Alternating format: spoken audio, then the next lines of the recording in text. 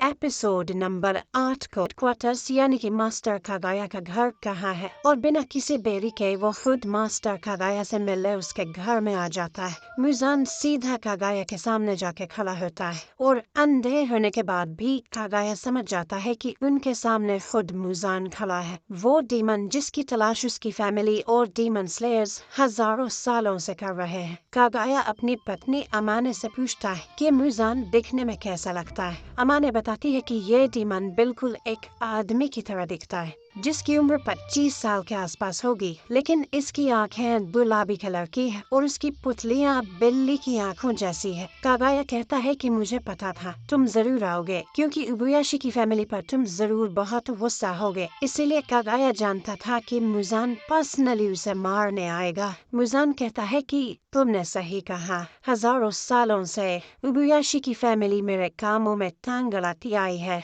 लेकिन कितनी शर्म की बात है कि तुम पहले ही मौत के रिश्ते पर लेते हो। ये देख मैं काफी निराश हुआ कि उबुयाशी की फैमिली का हेड इस हालत में पड़ा है। कागाया कहता है कि तुम सही हो। करीब 6 महीने पहले कागाया के डॉक्टर ने उसे कहा था कि वो 2-4 दिन में ही मर जाएगा, लेकिन कागाया अब तक भी जिंदा है, क्योंकि मुजान के लिए उसके दिल में जो गुस्सा है वो उसे मारने नहीं दे रहा। मुजान कहता है कि तुम्हारे सारे सपने धरे के धरे रह जाएंगे, क्योंकि अब मैं तुम्हें मारने वाला हूँ। कागाया इसके बाद रिवील करता है कि असल में वो और मुजान एक ही ब्लड लाइन यानी एक ही वंश के हिस्से हैं, क्योंकि मुजान हजारों साल पहले पैदा हुआ था, तो शायद ये बात उसे पता नहीं होगी। ये बात जानने के बाद भी मुजान को कोई फर्क नहीं पड़ता और वो कागाया से पूछता है कि तुम मुझे ये सब क्यों बता रहे हो।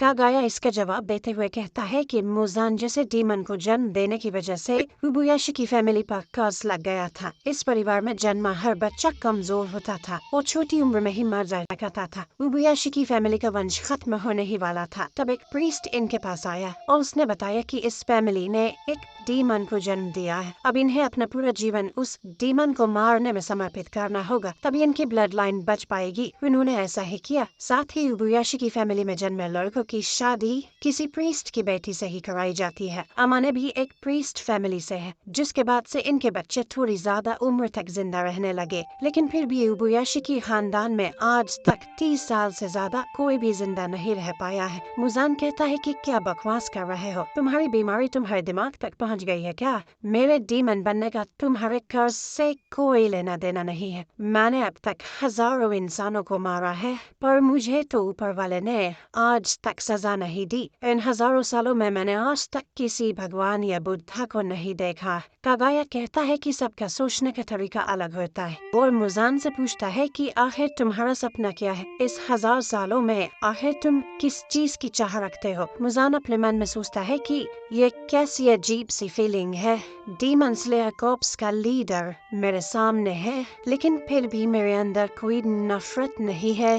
तभी मुजान पास में कागाया की दोनों लड़कियों को देखता है, जो कि आपस में एक गेंद से खेल रही थी और कोई पोयम गा रही थी। शायद वो दोनों मुजान को नहीं देख सकती। मुजान को यहाँ पर अजीब तरह की राहत महसूस हो रही थी, उसे एक अपनापन भी महसूस हो रहा था। मुजान जानता था कि इस पूरे मेंशन में सिर्फ 4 लोग हैं, कागाया, उसकी वाइफ और उनकी 2 बेटियाँ। यहाँ पर एक गार्ड तक नहीं था। मुजान जब कोई जवाब नहीं देता तो कागाया खुद ही बोलता है, मुझे पता है तुम हमेशा जिंदा रहना चाहते हो, तुम अमर होने के सपने देखते हो। मुजान उसकी बात से सहमत होता है और कहता है कि नेजुको के मिलते ही मैं अपने इस सपने को पूरा कर लूंगा।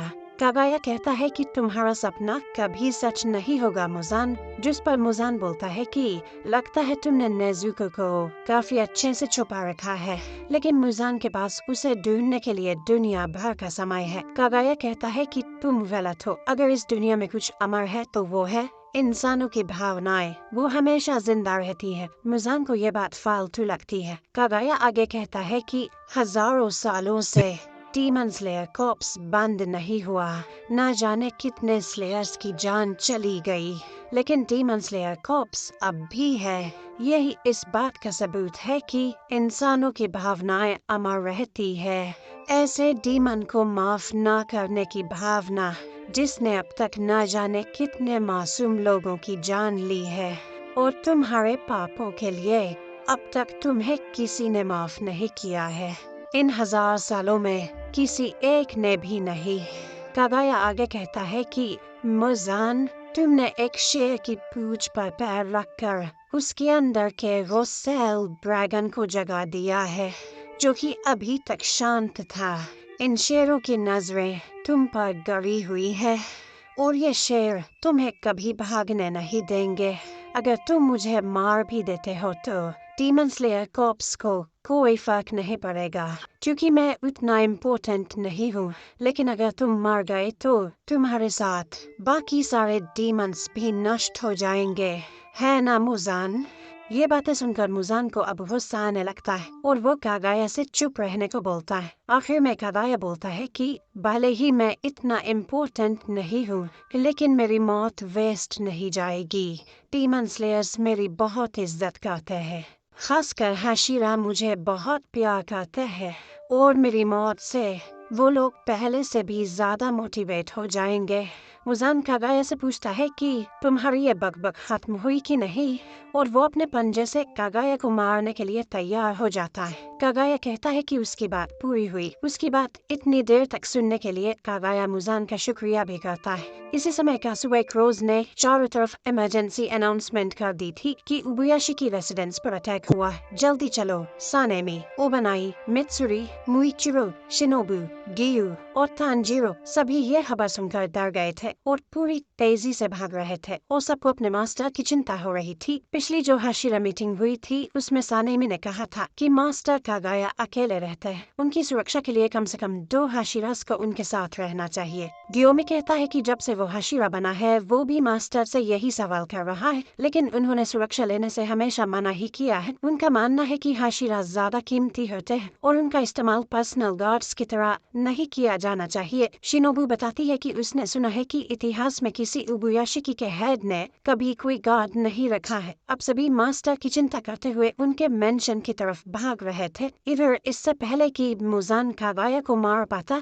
अचानक मेंशन के नीचे एक बहुत ही बड़ा धमाका होता है और इस धमाके वाले सीन को इतनी खूबसूरती से एनिमेट किया गया है कि आंखों को विश्वास ही नहीं होता। एक पल में पूरा मेंशन तबाह हो जाता है। सानेमी और बाकी हाशिरास इस धमाके को देखकर दंग रह जाते हैं और डर जाते हैं। वहीं तांजिरो को जले हुए खून और मांस की बदबू आने लगती है। मुजान खुद भी इस धमाके की चपेट में आ गया था और उसका आधा शरीर जल चुका था, लेकिन वो जल्दी से अपने शरीर को रीजनरेट करने लगता है और कागाया को गाली देते हुए कहता है कि अपनी निर्मल बुद्धा जैसे मुस्कुराहट के साथ भी उसने खुद को इस धमाके में उड़ा दिया। उसने अपनी बीवी और बच्चों के बारे में भी नहीं सोचा। मुजान ने कागाया को कम समझा था। मुजान जानता था कि उसके लिए यहाँ कोई जाल बिछाया गया होगा, लेकिन इतना बड़ा ट्रैप तो उसने भी नहीं सोचा था। धमाके में ढेर सारे स्पाइक्स भी मिलाए गए थे जिससे मुजान की हीलिंग को जितना हो सके उतना धीमा किया जा सके, जिसका मतलब है कि खेल अभी खत्म नहीं हुआ। कागाया ने और भी कुछ सोचा होगा। मुजान सेंस कर लेता है कि हाशिराज उसकी तरफ बढ़ रहे हैं, मगर मुजान को उनसे खतरा नहीं है। उस कमीने इंसान ने खुद को चारे की तरह इस्तेमाल किया है।